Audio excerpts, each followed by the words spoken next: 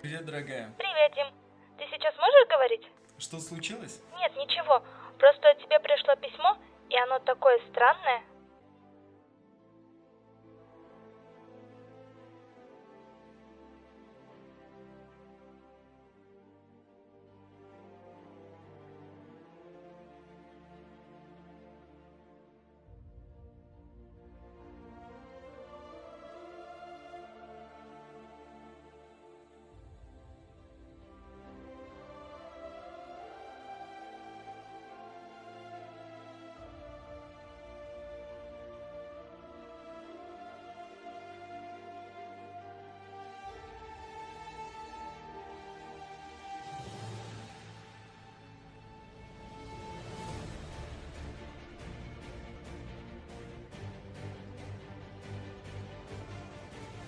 Дорогой Дима, я много думала в последнее время и решила, что для меня было бы гораздо лучше, если бы ты меня не спас. Твоя Снежка.